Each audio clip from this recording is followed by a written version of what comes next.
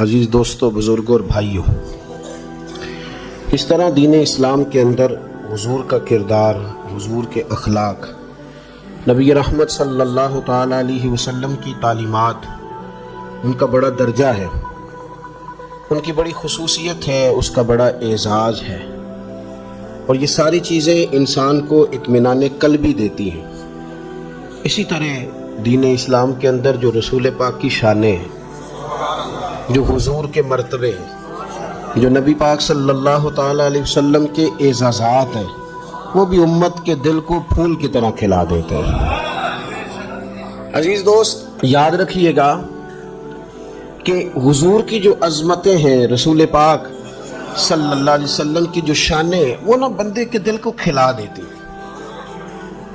और जिस तरह हमारे लिए ये ज़रूरी है ना कि हम हुजूर के अखलाक को समझें, तालीमात को समझें, किरदार को समझें, हुजूर के दिए हुए इरशादात को अपने हिर्ज़ जाँ बनाएं, इसी तरह ना हमारा ना एक ज़ौक़ ये भी होना चाहिए कि हुजूर की शान को सुने, नबी पाक अलैहिस्सलाम के मर्तबे को समझें और अपने दिल में रोज़ ये बात ताज़ा करें कि हमारे नबी को अल्लाह ने बड़ी ही शान अता फरमाई।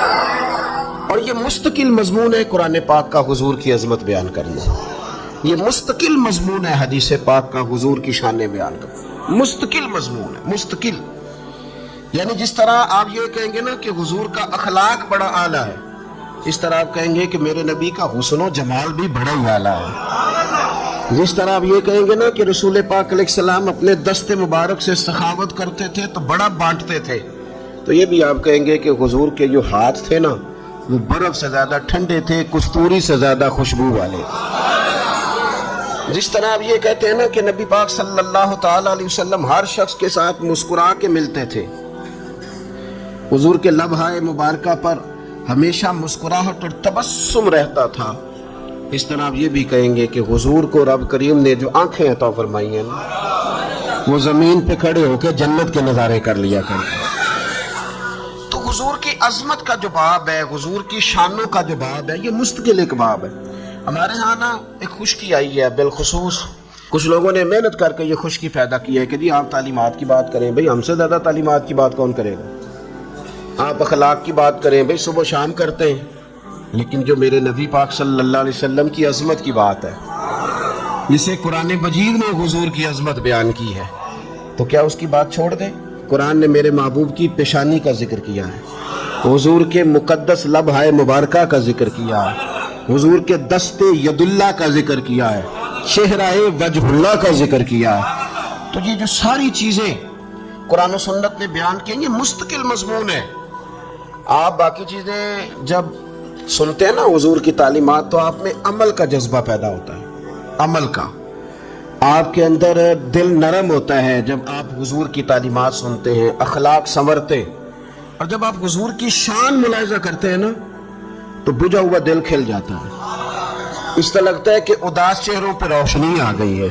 यूँ महसूस होता है कि जैसे दबे दबे लोगों ने ना हंसना शुरू कर दिया, कलियां मुस्कुराने लगी हैं, फूल चटकने लगे। आप देखें ना हमारे बुजुर्ग क्या कहते हैं, सबसे औला हो आला और सबसे बाला हो आला। लफ्ज़ सादे हैं, लेकिन उस सादगी के अंदर जो खास रंग है और ज़ौक़ है, वो नहीं जिस तरह कोई रवायती नात खां लगा हुआ है या कोई रवायती खतीब लगा हुआ है और उसका मकसूद है ये बात करना, नहीं, दिल के जज्बे के साथ, यानी गहराई के साथ कि उसकी आंखें, उसकी जुबान, उसकी बॉडी लैंग्वेज, सारा कुछ मदीने वाले की शान बयान करती है।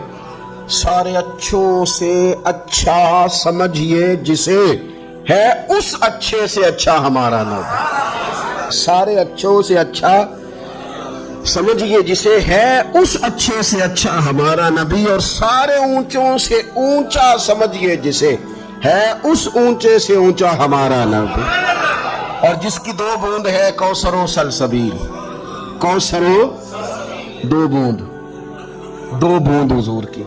सिर्फ हुजूर ना दो बूंदे दे दें अपने वुजू के बचे हुए पानी की, हुजूर कुल्ली करके दो बूंदे दे दे तो कौसर और सलसबील कहते हैं जो चलता ही रहे। तो जो चलते हुए पानी है, जो कौसर है, जो सारा कुछ है, ये तो सिर्फ हुजूर की दो बूंदों से बन जाता है। बाकी सारा दरिया तो पीछे है। ये दुनिया में जन्नत में जितनी नहरें नजर आएंगी, ये सारी दो बूंदें मदीने वाले की। فرماتے ہیں جس کی 2 بوند ہے کوثر و سلسبیل. سوچ دیکھیے فاضل بریلوی کی. دیکھو اعلیٰ حضرت کیا فرماتے ہیں. پہلا جملہ دیکھیں اور اگلی ترتیب دیکھیں. کہتے ہیں جس کی 2 بوند ہے کوثر و سلسبیل. صرف 2 بوند، 2 قطرے. جس کی 2 بوند ہے کوثر و سلسبیل، ہے وہ رحمت کا دریا ہمارا نبی. یہ تو 2 بوندیں ہیں ابھی، باقی سارا تو. اور پھر ایک آب حیات بڑا مشہور ہے. اعلیٰ حضرت کیا فرماتے ہیں؟ فرماتے ہیں جس کے قدموں کا دھون ہے آب حیات. میں نے کہا کہ حضور کی شان آپ کا مرجھایا دل. لوگ کہتے ہیں آج طبیعت بڑی بے چین ہے، تو میں کہتا ہوں حضور کی نعت سنو. کہتے ہیں آج بور بڑا ہو رہا ہوں، تو میں کہتا ہوں حضور کی نعت سنو. کہتے ہیں آج دل نہیں لگ رہا، تو میں کہ مدینے والے کے ساتھ لگاؤ. آپ غلط جگہ پہ سکون تلاش کرتے ہیں، وہاں ہے ہی نہیں تو ملے گا کیسے. کہتے ہیں حضور قدم دھو دے نا، تو وہ جو دھون ہے نا حضور کے پاؤں سے لگ کے جو پانی نیچے اترتا ہے، فرماتے ہیں وہ کو پی لے تو اسے آب حیات نصیب ہو جاتا ہے. جس کے قدموں کا دھون ہے آب حیات، ہے وہ جان مسیحا ہمارا نبی. ہے وہ جان مسیحا ہمارا نبی، سب سے اولا ہو اعلیٰ. میں نے کہا کہ شعر و سخن میں کوئی اعلیٰ حضرت کے قریب نہیں جا سکتا، لیکن یہ دیکھیں ان میں لفظ اس نعت میں سادے استعمال کیے. سادے. کبھی آپ سادگی کا بھی حسن لینا تو اصل جو چیز ہوتی ہے وہ نکھر جاتی ہے. فاضل بریلوی کہتے ہیں کہ جملہ دیکھیں، کہتے ہیں اپنے مولا کا پیارا ہمارا نبی. نہیں سمجھے آپ بات؟ وہ وزیر صاحب کا پیارا نہیں. آپ میری بات کو سمجھے. دنیا دار ہیں، کہتے ہیں فلانا لاڈلا ہے، پیارا ہے. نہ کہتے ہیں اپنے مولا کا پیارا ہمارا نبی، اور دونوں عالم کا دولہا ہمارا نبی. اور جیسے سب کا خدا ایک ہے، ویسے ہی ان کا ہمارا تمہارا نبی. اور فرماتے ہیں کہ لا مکان تک اجالا ہے جس کا وہ ہے، 2 جہاں کا اجالا ہمارا نبی. لا مکان تک اجالا ہے جس کا وہ ہے، ہر مکان کا اجالا ہے، ہر مکان کا اجالا ہمارا نبی. حضور کی جو شانیں ہیں، حضور کی جو عظمتیں، وہ طبیعت ٹھنڈی کرتے ہیں. آپ دیکھیے سرکار نے خود فرمایا، جامع ترمذی میں حدیث، اور اسی طرح صحیح مسلم میں ہے، سنن کبریٰ میں، اسی طریقے سے مجمع الزوائد میں ہے، کنز الاموال میں، کئی کتابوں میں آپ کو حدیث ملے گی. حضرت ابو ہریرہ رضی اللہ تعالیٰ عنہ راوی ہیں. نبی پاک صلی اللہ علیہ وسلم فرماتے ہیں 6 باتوں میں مجھے باقی نبیوں پر اللہ نے زیادہ فضیلت عطا فرمائی. ایک تو مطلق فضیلت ہے نا، لیکن 6 باتوں میں اللہ نے مجھے فضیلت عطا فرمائی. فرمایا ایک تو اللہ تعالیٰ نے مجھے جامع کلمات عطا کیے، زیادہ پیچیدہ باتیں نہیں. ایسا نہیں کہ ہماری بات سمجھنے میں کسی کو مشکل ہو. حضور فرماتے ہیں جامع باتیں دی ہیں، گہری بہت زیادہ ہے.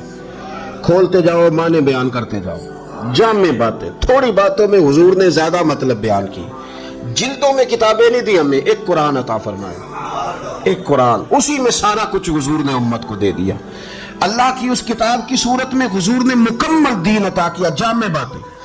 دوسرا، رسول پاک صلی اللہ تعالی علیہ وسلم ارشاد فرماتے ہیں کہ اللہ نے روب کے ذریعے میری مدد کی.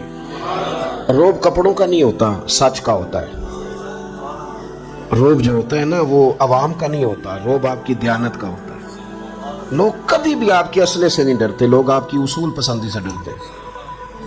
آپ کے اندر جو آپ کی سچائی ہے نا وہ ڈراتی ہے لوگوں کو. حضور فرماتے ہیں سادے کپڑے پہنتے تھے، 17 پیوند لگے ہوتے تھے، لیکن بڑے بڑے تگڑے لوگ آ کے مدینے والے کے سامنے کھڑے ہوتے تھے تو کانپنے لگتے تھے. حضور فرماتے ہیں ایک حدیث میں کہ میں 1 مہینہ ابھی دور ہوتا ہوں، پورا مہینہ. ابھی دشمن کے پاس جانے میں مجھے مہینہ لگے گا، 1 مہینہ دور ہوتا ہوں، پہنچنے میں اتنا وقت ہوتا ہے، اور میرا دشمن میرے روب سے کانپ رہا ہوتا ہے. روب کے ساتھ امیہ بن خلف نے ایک دن اپنے گھوڑے کے اوپر نہ ہاتھ پھیر رہا تھا، اسے دانہ کھلا رہا تھا، تیاری کر رہا تھا. تو حضور صلی اللہ علیہ وسلم ایام مکہ میں ہجرت سے قبل اس کے پاس سے گزرے تو فرمایا کیا کر رہے ہو؟ کہنے لگا میں گھوڑا تیار کر رہا ہوں، اس پر بیٹھ کے آپ کو قتل کروں گا معاذ اللہ. اس نے تو کہا نا گھوڑا تیار کر رہا ہوں. تو حضور نے کچھ بھی نہیں کہا، مسکرائے، اور مسکرا کے فرمایا تو فکر نہ کر، قتل تجھے میں ہی کروں گا. نہ یہ کہا کہ تلوار خرید لی ہے، نہ یہ کہا کہ میں نے خنجر لے لیا ہے، نہ یہ فرمایا کہ گھوڑا پر کہہ دیا تجھے قتل، فکر نہ کرتا. بدر والے دن سب لوگوں نے زور لگایا، امیہ کو چال کرنے لگا میں نے نہیں کہا تھا. وجہ کہ انہوں نے مجھے کہا تھا تجھے قتل کر دیں گے، انہوں نے کر دینا ہے. وہ لوگ کہنے لگے تو سردار ہو کے ڈرتا ہے. اگر لیڈر نہیں جائیں گے تو کارکنوں کا حوصلہ ٹوٹے گا، لہذا تو چل، زبردستی لے گئے۔ اب وہ نہ چھپتا پھرتا ہے حضور سے، یہ میرے نبی پاک کا روب ہے۔ اعلیٰ حضرت بریلوی رحمت اللہ علیہ فرماتے ہیں تیرے آگے ہیں یوں دبے لچے، بڑی ڈینگیں مارتے تھے جب دور تھے، اور حضور کے پاس آئے تو ان کے منہ میں زبان ہی نہیں رہی، ان کے وجود میں جان نہیں رہی۔ تیرے آگے ہیں یوں دبے لچے، فصحاء عرب کے بڑے بڑے، کوئی جان منہ میں زبان نہیں، اور نہیں بلکہ جسم میں جان نہیں۔ ان سے تو حرکت نہیں ہو رہی، یہ کہتے تھے بڑی باتیں کرتے تھے، تو ہلا نہیں جا رہا ان سے۔ کسی طریقے سے امیہ چھپتا چھپاتا نہ پھر رہا تھا۔ اچانک میرے کریم کی نظر پڑی، حضور نے یہاں سے گلا نہیں کاٹا بلکہ تلوار لے کے نہ تو یہاں ہلکا سا نشان لگایا، ہلکا سا، چیخے مارتا ہے، کہتا ہے لوگوں سنو، مجھے محمد صلی اللہ علیہ وسلم، کہنے لگا لو مجھے محمد نے قتل کر دیا ہے، دوڑتا پھرتا ہے۔ ابو سفیان کہنے لگے، دوسرے لوگ کہنے لگے کوئی خیال کر، کوئی عقل کا علاج کرا، تو اپنے قدموں پہ چل رہا ہے، تو بول رہا ہے، تو بیٹھ رہا ہے، کہتا ہے میں قتل ہو گیا ہوں۔ کہنے لگا تمہیں پتہ نہیں نا، تمہیں کیا بتاؤں، یہ ضرب لگائی کس نے، تمہیں خبر نہیں، ابھی تمہیں نہیں پتا میں کتنی تکلیف، زور زور سے چیختا چلاتا۔ یہ قافلہ واپس جا رہا تھا، رستے میں ایک جگہ لیٹا اور تڑپ تڑپ کے اس نے جان ہی دے دی، مر گیا، چیخے مارتا تھا قتل کر دیا مجھے، ان کی ہلکی سی ضرب نہیں مار دیا۔ بھائی حضور فرماتے ہیں ایک تو اللہ نے جوامع الکلم دیے، دوسرا حضور فرماتے ہیں اللہ نے مجھے روب دیا۔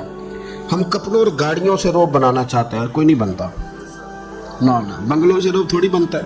بنگلے کے باہر کھڑے ہو کے لوگ کہہ رہے ہوتے ہیں فراڈیا بندہ ہے جس کا بنگلہ، باہر کھڑے ہو کے لوگ کہہ رہے ہوتے ہیں یہ چوری کی گاڑی ہے، پیسے لوٹ کے بنائی ہے۔ روب تو آپ کے کردار سے بنتا ہے۔ میرے محبوب کا جو روب ہے وہ میرے نبی کی سچائی کا روب ہے، حضور کا جو روب ہے وہ دیانت کا روب ہے، نبی پاک کا جو روب ہے وہ اس بات کا غلبہ ہے۔ وہ تلواریں لے کے آ جاتے تھے بدر اور احد میں، لیکن جب کوئی اکیلے بٹھا کے پوچھتا تھا سچ بتاؤ تو کہتے تھے سچ تو ہوئی ہے جو مدینے والے فرماتے ہیں۔ تو پھر تو آپ ہارے ہوئے ہیں، ہارا ہوا بندہ تلوار اٹھائے گا تو لڑے گا کیا؟ اس نظریہ لڑا کرتا ہے، ہاتھ نہیں لڑا کرتے۔ تو جب آپ کا نظریہ ہار جائے تو آپ خاک کسی کا مقابلہ کریں گے؟ پھر میرے رسول پاک صلی اللہ تعالیٰ علیہ وسلم تیسرے نمبر پہ فرماتے ہیں اللہ تعالیٰ نے نا زمین کو میرے لیے پاک اور سجدہ گاہ بنا دیا ہے، میری امت جہاں بھی نماز پڑھے گی رب ان کی نماز کو قبول فرما لے گا۔ حضور علیہ الصلوۃ والسلام سے پہلے مخصوص جگہوں پہ جا کے قومیں نماز پڑھتی تھی، یہ مخصوص عبادت گاہ ہے۔ حضور فرماتے ہیں میرے قدم لگے ساری زمین مسجد ہے، جہاں دل کرے پڑھ لو، جہاں دل کرے پڑھ لو، ساری زمین مسجد ہے۔ اس لیے اسلام کو حدود میں قید نہیں کیا جا سکتا۔ یہ ہمیں لالچ تھا حکومتوں کا، اس لیے ہم نے اسلامی سلطنت کو توڑا، چھوٹے چھوٹے ٹکڑوں میں بانٹ دیا، اتنا سا دبئی، اتنا سا ابو ظہبی، اتنا سا شارجہ، عرب شریف کو ہم نے حصوں میں بانٹا، سلطنتیں ہم نے بکھیر دی، اپنی اپنی حدود میں قائم ہو گئے۔ حضور فرماتے ہیں یہ ساری مسجد اللہ نے زمین بنا دی ہے اور میری برکت سے بنائی ہے۔ اس لیے اقبال کہنے لگے کہ تو چونکہ مصطفیٰ والا ہے، چونکہ مصطفی ہے، اور مصطفیٰ کریم کی شان یہ ہے کہ وما ارسلناک الا رحمۃ للعالمین، حضور عالمین کے رسول ہے، لہذا حدود بندیوں میں قید نہ ہو، اپنے وطن سے محبت کر، اس کی تعمیر و ترقی کر، لیکن اسلام کو حدوں میں قید نہ کر۔ بازو تیرا توحید کی قوت سے کبھی ہے، اسلام تیرا دیس ہے، اسلام تیرا دیس ہے، اسلام تیرا دیس ہے، کیونکہ تو مصطفی ہے، تو مصطفیٰ والا ہے، لہذا تیرا دیس کیا ہے؟ تیرا دیس کیا ہے؟ حضرت سلمان فارسی رضی اللہ تعالیٰ عنہ سے کسی نے پوچھا آپ کا نام کیا ہے؟ فرمانے لگے اسلام۔ آپ کے والد کا نام؟ فرمانے لگے اسلام۔ آپ کے دادا کا نام؟ فرمایا اسلام۔ آپ کا پردادا کا نام؟ فرمایا اسلام۔ اس نے کہا حضرت جی بیچ میں کچھ اور بھی ہے؟ فرمانے لگے نہیں، میرا سارا کچھ ہی میرا دین ہے، یہی میری اصل ہے، یہی میری بنیاد ہے، یہی میرا ٹھکانہ ہے۔ یا ایھا الذین آمنوا ادخلوا فی السلم کافہ، ایمان والو پورے کے پورے اسلام میں داخل ہو جاؤ، کچی پکی باتیں نہ کرو۔ میرے رسول کریم صلی اللہ علیہ وسلم فرماتے ہیں پھر اللہ نے مجھے یہ بھی فضیلت دی ہے، یہ بھی اللہ نے مجھے شان دی ہے کہ مجھے مخلوق کا رسول بنا کے بھیجا ہے۔ میں جنوں کا، انسانوں کا، صرف عربیوں کا، ان کا نہیں، مخلوق کا، خلق کا رسول ہوں، خلق کا۔ حضور فرماتے ہیں میں ارسلت الی الخلق، میں مخلوق کا رسول ہوں۔ اس لیے تو ہرنی بھی آ کے دکھ بتا جاتی تھی. اس لیے تو اونٹنی کو چارہ نہیں ملتا تھا تو وہ بھی مدینے والے کے قدموں پہ سر رکھ کے روتی تھی. اس لیے تو میرے بھائی گدھے اور گھوڑے آ کے کریم محبوب کی بارگاہ میں عرض کرتے تھے کہ حضور نظر کرم کے سوالی ارسلت الی. میں آپ کو ایک بات عرض کروں, ہم نا محدود مزاج کے ہیں. میرا گھر, میرے دوست, میری فیملی, میرا حلقہ احباب محدود چھوٹے چھوٹے ذہن لوگوں نے بنا لیے, تقسیم در تقسیم, تقسیم در تقسیم. ہم نے نا اپنے آپ کو اپنے دائرے میں بند کر لیا ہے. ہم رحمت للعالمین نبی کے ماننے والے, وسیع الظرف ہونا, وسیع المشرب ہونا, وسیع الخیال ہونا اور بڑی سوچ پیدا کرنا, بڑی سوچ, ملی سوچ. پھر ہمارے جو نفع ہیں وہ بھی بڑے ذاتی قسم کے اور تھوڑے تھوڑے ہیں, محدود سا نفع ہے ہمارا. مطلب ہماری سوچ, میں اکثر کہتا ہوں کہ سوچ کیا ہے کہ اپنی گلی کے آگے بڑی سڑی تھڑی بنا لی ہے. یہ عام آدمی سے سوچ شروع ہو رہی. اس نے ایک موٹر سائیکل دن میں گزارنا, ایک دفعہ باہر آئے گا, ایک دفعہ اندر جائے گا. اس نے نہیں سوچا کہ اس گلی سے جو سارا دن لوگ گزریں گے ان کا کیا بنے گا. وہ کہتا ہے میں نے 6 فٹ جگہ چھوڑی ہوئی ہے, میرا قبضہ ہے. سوچیں جب تک ملی نہیں ہوتی, سوچیں جب تک قومی نہیں ہوتی, تب تک انسان بڑا نہیں ہوتا. آپ کا ذہن جب تک بڑا نہیں, آپ وسیع بات کریں, کھلی بات کریں. حضور فرماتے ہیں میں مخلوق کا رسول ہوں, میں جو چیزیں تمہارے پاس لے کے آیا ہوں وہ وقتی بھی نہیں ہے, سطحی بھی نہیں ہے اور وہ علاقائی بھی نہیں ہے.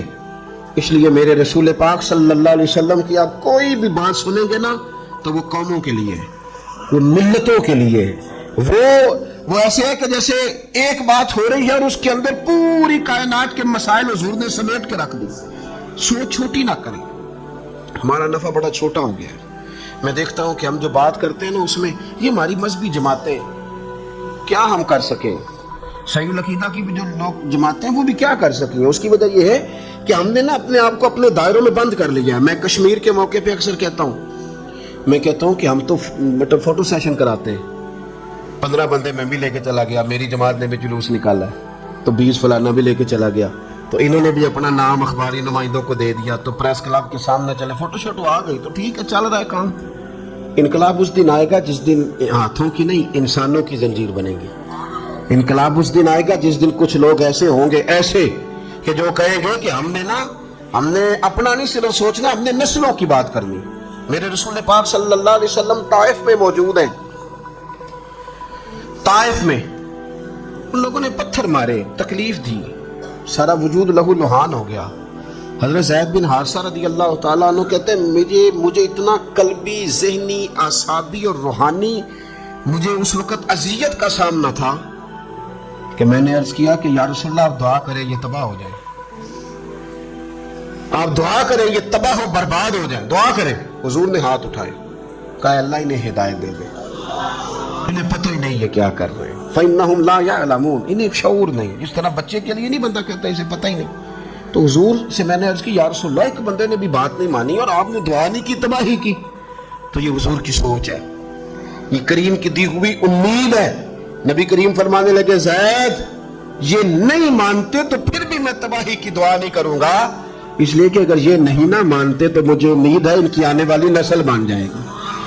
حضور اتنی بڑی بات کرتے ہیں, اتنی وسیع بات کرتے ہیں, امت وہ اپنی گلی سے, اپنے محلے سے, اپنی برادری سے نکلنے کو تیار ہی نہیں. آپ اپنی بڑی بات کریں, بڑی سوچ کا مظاہرہ کریں. آپ دیکھیں جب آپ کا امام غزالی فرمایا کرتے تھے تو دینے کا شوق تو پیدا کر, تو بانٹنے کا ارادہ تو بنا, تو سخاوت کا دل تو بنا, تو ارادہ کر, رب تجھے سخی بنانے کے لیے تیری مدد بھی کاری دے گا. لیکن تیرا ارادہ ہی نہیں ہے تو وہیں الجھ گیا ہے. اور پھر میرے رسول پاک علیہ السلام فرماتے ہیں اللہ نے مجھے یہ فضیلت دی ہے کہ مجھے اللہ نے خاتم النبیین بنایا ہے, میرے بعد کوئی نبی نہیں آئے گا. تمہیں کسی نئے فلسفے میں نہیں الجھایا جائے گا, تمہیں کسی اور طرف جانے کی ضرورت نہیں پڑے گی. تم اپنے آپ کو پابند کرو دروازے رسول کا, تم طے کرو کہ تمہارا سارا کچھ حضور کے قدموں میں ہے. تم ذہنی طور پر اپنے ذہن کو سیٹ کر لو کہ کوئی نیا سیمینار, کوئی فلاں موضوع پر نیا لیکچر, کوئی ضرورت نہیں. تمہیں سارا کچھ دروازہ رسول سے ملے گا, ہر چیز گویا یہاں سے ملے گی, ہر شے. اسے طے کرے اپنے ذہن کے اندر, کوئی ایسا نیا فلسفہ اس کی ضرورت نہیں.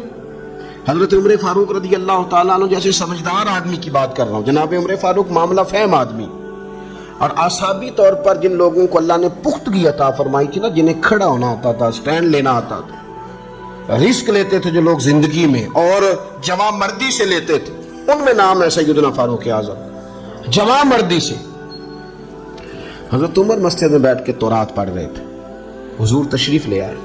یہاں تو لوگوں کو بڑا شوق ہے نا نئی نئی کہانی سننے کا۔ میں ذہنی طور پر تنگ نظر آدمی نہیں اپنے آپ کو سمجھتا، لیکن مجھے نہیں اچھا لگتا کہ آپ نے انگریزوں کے قول اسکولوں کی دیواروں پہ لکھوا دیے، آپ نے مطلب ان لوگوں کے اقوال لکھوا دیے ہیں جن کو پتہ ہی نہیں تھا بیچارے کو کہ جملہ کس جگہ کیا کہنا تھا۔ کیا آپ نے ساری حدیثیں طالب علموں کو سکھا لی ہیں؟ حضور کے دیے ہوئے ارشادات، سرکار کی بتائی ہوئی باتیں، ہم تو بھئی اس سے ہی باہر نہیں آ سکتے، تو ہمیں کیا ضرورت پڑی تھی کہ تھوڑا سا اس سے سیکھتے، تھوڑا سا اس سے سیکھتے؟ ہم کوئی کیسا لے سے کہ ہمیں نئے نئے دانشوروں سے سیکھنے کی ضرورت ہے؟ ہمیں سارا کچھ ہمارے رسول نے عطا فرمایا، ہر چیز حضور نے دی ہے، ہر چیز۔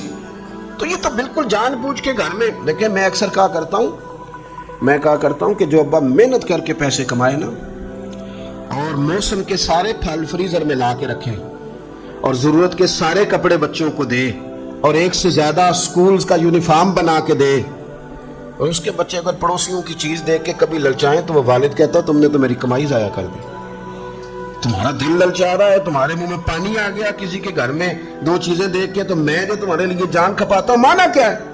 یہ تو کوئی وہ بندہ کرے گا جس کے اندر احساس کمزوری ہو، احساس کمتری ہو، جس کو ہر شے گھر میں ملے، وہ باہر جائے تو والد ناراض ہوتا ہے، کہتا نہیں تم نے سمجھا ہی نہیں کہ تمہیں کتنا کچھ دے دیا تھا، باہر تم کیوں گئے؟